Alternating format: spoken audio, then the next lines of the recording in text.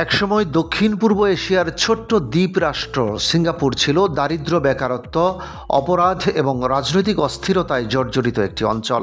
স্বাধীনতার পর দেশটির সামনে ছিল টিকে থাকার বড় চ্যালেঞ্জ। প্রাকৃতিক সম্পদ ছিল না বললেই চলে, কৃষি জমি সীমিত, শিল্প খাত দুর্বল এবং অর্থনৈতিক ভবিষ্যৎ ছিল অনিশ্চিত। কিন্তু কয়েক দশকের ব্যবধানে সেই দেশই বিশ্বের অন্যতম ধনী, আধুনিক এবং শক্তিশালী অর্থনৈতিক রাষ্ট্রে পরিণত হয়। এই অবিশ্বাস্য পরিবর্তনের পেছনে সবচেয়ে আলোচিত নাম হল লি কুয়ান ইউ। 1959 সালে স্বশাসিত সিঙ্গাপুরের প্রধানমন্ত্রী হিসেবে দায়িত্ব গ্রহণ করেন তিনি। পরবর্তীতে 1965 সালে মালয়েশিয়া থেকে আলাদা হয়ে স্বাধীন রাষ্ট্র হিসেবে আত্মপ্রকাশ করলে তার নেতৃত্বেই নতুন পথ চলা শুরু করে সিঙ্গাপুর। তখন দেশটিতে ছিল ভয়াবহ বেকারত্ব, জাতিগত উত্তেজনা এবং আবাসন সংকট। অনেক আন্তর্জাতিক বিশ্লেষক মনে করেছিলেন ছোট্ট এই রাষ্ট্র খুব বেশি দূর এগুতে পারবে না। কিন্তু লি কুয়ান ইউ সম্পূর্ণ ভিন্ন পরিকল্পনা নিয়ে এগুতে শুরু করেন। ক্ষমতায় এসেই তিনি দুর্নীতির বিরুদ্ধে কঠোর অভিযান চালান। সরকারি কর্মকর্তা ও প্রশাসনের মধ্যে স্বচ্ছতা প্রতিষ্ঠা করা হয়। ঘুষ, অনিয়ম এবং ক্ষমতার অপব্যবহারের বিরুদ্ধে কঠিন আইন কার্যকর করা হয়। রাষ্ট্র পরিচালনায় শৃঙ্খলা ও জবাবদিহিতাকে সবচেয়ে বেশি গুরুত্ব দেন তিনি। তার মতে, দুর্নীতিমুক্ত প্রশাসন ছাড়া কোনো দেশ উন্নত হতে পারে না। এর পাশাপাশি শিক্ষা খাতে ব্যাপক সংস্কার আনা হয়। ইংরেজি ভাষাভিত্তিক আধুনিক শিক্ষা ব্যবস্থা চালু করা হয়, যাতে আন্তর্জাতিক ব্যবসা ও প্রযুক্তির সঙ্গে সিঙ্গাপুরের মানুষ সহজে যুক্ত হতে পারেন।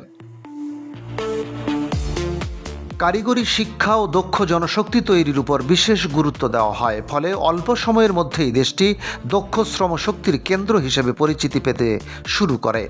লি কুয়ান ইউ বুঝতে পেরেছিলেন, প্রাকৃতিক সম্পদ না থাকলেও ভৌগোলিক অবস্থানকে কাজে লাগিয়ে অর্থনৈতিক শক্তিতে পরিণত হওয়া সম্ভব। তাই তিনি সিঙ্গাপুরকে আন্তর্জাতিক বাণিজ্য ও বিনিয়োগের নিরাপদ কেন্দ্র হিসেবে গড়ে তুলতে উদ্যোগ নেন। বিশ্বের বড় বড় কোম্পানিকে বিনিয়োগে উৎসাহ দেওয়া হয়। বন্দর, বিমানবন্দর, সড়ক যোগাযোগ এবং শিল্পাঞ্চলের আধুনিকায়নে বিপুল অর্থ ব্যয় করা হয়। ক্রমেই সিঙ্গাপুর এশিয়ার অন্যতম গুরুত্বপূর্ণ বাণিজ্যিক কেন্দ্রে পরিণত হয়। আবাসন সমস্যার সমাধানে সরকার বড় বড় গণ আবাসন প্রকল্প হাতে নেন। নিম্ন ও মধ্যবিত্ত মানুষের জন্য পরিকল্পিত আবাসন ব্যবস্থা গড়ে তোলা হয়। আজও সিঙ্গাপুরের অধিকাংশ মানুষ সরকারি সহায়তায় নির্মিত আধুনিক ফ্ল্যাটে বসবাস করে। একই সঙ্গে স্বাস্থ্যসেবা, পরিচ্ছন্নতা এবং নগর ব্যবস্থাপনাতেও আনা হয় আমূল পরিবর্তন। ফলে ছোট্ট দেশটি বিশ্বের সবচেয়ে পরিচ্ছন্ন ও সুশৃঙ্খল নগর রাষ্ট্রগুলোর একটিতে পরিণত হয়। তবে তার শাসন ব্যবস্থা নিয়ে বিতর্কও ছিল প্রবল। সমালোচকদের অভিযোগ, তিনি রাজনৈতিক বিরোধীদের কঠোরভাবে নিয়ন্ত্রণ করতেন। গণমাধ্যমের স্বাধীনতা সীমিত ছিল এবং সরকারের সমালোচনা সহজভাবে নেওয়া হতো না। বিভিন্ন মানবাধিকার সংগঠন তাকে কর্তৃত্ববাদী শাসক হিসেবে আখ্যা দিয়েছে। অনেকের মধ্যে অর্থনৈতিক উন্নয়নের আড়ালে রাজনৈতিক স্বাধীনতা সংকুচিত হয়ে পড়েছিল। অন্যদিকে তার সমর্থকদের দাবি, কঠোর নেতৃত্ব ছাড়া সিঙ্গাপুরের দ্রুত উন্নয়ন সম্ভব হতো না।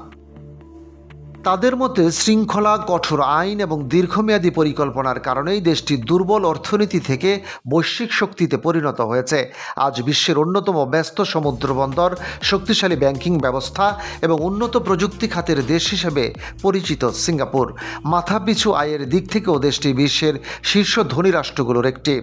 2015 সালে লি কুয়ান ইউ মৃত্যুবরণ করলেও তার রেখে যাওয়া নীতি ও প্রশাসনিক কাঠামো এখনও সিঙ্গাপুরের উন্নয়নের ভিত্তি হিসেবে কাজ করছে।